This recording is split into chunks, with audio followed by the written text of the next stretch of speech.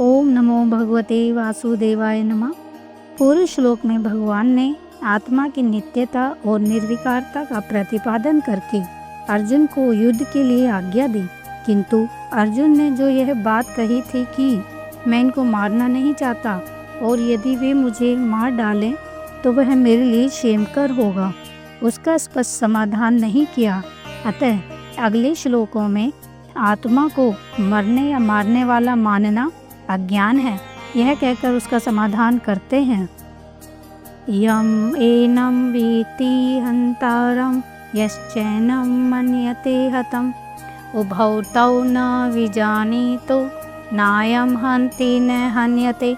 अर्थात जो उस आत्मा को मारने वाला समझता है तथा जो उसको मरा मानता है, वे दोनों ही नहीं जानते, क्योंकि यह आत्मा वास्तव में ना तो किसी को मारता है और न किसी के द्वारा मारा जाता है। अर्थात यदि आत्मा न मरता है और न किसी को मारता है तो मरने और मारने वालों का फिर कौन है? इस प्रश्न से अभिप्राय यह है कि स्थूल शरीर से सूक्ष्म शरीर के वियोग को मरना कहते हैं। अतः मरने वाला स्थूल शरीर है, इसलिए पहले अंतवंतः इमे देहा कहा गया। इसी तरह मन बुद्धि के सहित जिस स्थूल शरीर की क्रिया से किसी दूसरे स्थूल शरीर के प्राणों का वियोग होता है, उसे मारने वाला कहते हैं। अतः मारने वाला भी शरीर ही है, आत्मा नहीं, किंतु शरीर के धर्मों को अपने में अध्यारोपित करके अज्ञानी लोग आत्मा को मारने वाला मान लेते हैं, इसलिए उनको उन कर्मों का फल भोगना पड़ता है। पूर्व श्लोक में यह कहा कि आत्मा किसी के द्वारा नहीं मारा जाता। इस पर यह जिज्ञासा होती है कि आत्मा किसी के द्वारा नहीं मारा जाता, इसमें क्या कारण है? इसके उत्तर में भगवान आत्मा में सब प्रकार के विकारों का अभाव बतलाते हुए उसके स्वरूप का प्रतिपादन करते हैं। न जायते म्रियते वा कदाचिन्नायं भूत्वा भवितवा न भूय अजो नित्यः शाश्वतोऽयं पुराणो न हन्यते हन्यमाने शरीरे। अर्थात यह आत्मा किसी काल में भी न तो जन्मता है और न मरता ही है और न यह उत्पन्न होकर फिर होने वाला ही है, क्योंकि यह अजन्मा, नित्य, सनातन और पुरातन है। शरीर के मारे जाने पर भी यह नहीं मारा जाता। इनसे भगवान ने आत्मा में उत्पत्ति और विनाश रूप आदि अंत के दो विकारों का अभाव बतलाकर उत्पत्ति आदि छहों विकारों का अभाव सिद्ध किया है और इसके बाद प्रत्येक विकार का अभाव दिखलाने के लिए अलग अलग शब्दों का भी प्रयोग किया है। उत्पत्ति आदि 6 विकार इस प्रकार हैं: उत्पत्ति, अस्तित्व, वृद्धि। इस श्लोक में उत्पत्ति आदि 6 विकार इस प्रकार हैं। नंबर 1 उत्पत्ति, जिसका अर्थ है जन्मना। नंबर 2 अस्तित्व, जिसका अर्थ है उत्पन्न होकर सत्ता वाला होना। नंबर 3 वृद्धि, यानी कि बढ़ना। नंबर 4 विपरिणाम, यानी कि उपरांतर को प्राप्त होना।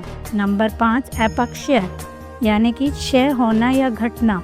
और नंबर 6 विनाश, यानी मर जाना। ये 6 विकार हैं। इनमें से आत्मा को अजय यानी अजन्मा कहकर उसमें उत्पत्ति रूप विकार का भाव बतलाया है। अयम भूत्वा भूय न भविता, अर्थात यह जन्म लेकर फिर सत्ता वाला नहीं होता, बल्कि स्वभाव से ही सत्य है। यह कहकर अस्तित्व रूप विकार का पुराण, चिरकालीन और सदा एकरस रहने वाला कहकर वृद्धि रूप विकार का शाश्वत, सदा एक रूप में स्थित कहकर विपरिणाम का नित्य अखंड सत्ता वाला कहकर क्षय का और शरीरे हन्य माने न हन्यते, शरीर के नाश से इसका नाश नहीं होता, यह कहकर विनाश का अभाव दिखलाया है। 19वें श्लोक में भगवान ने यह बात कही कि आत्मा न तो किसी को मारता है और न किसी के द्वारा मारा जाता है। उसके अनुसार 20वें श्लोक में उसे विकार रहित बतलाकर इस बात का प्रतिपादन किया कि वह क्यों नहीं मारा जाता। अब अगले श्लोक में ये बतलाते हैं कि वह किसी को मारता क्यों नहीं। वेदा विनाशिनं नित्यं य एनमजमव्ययम् कथं स पुरुषः पार्थकं घातयति हन्तिकम्।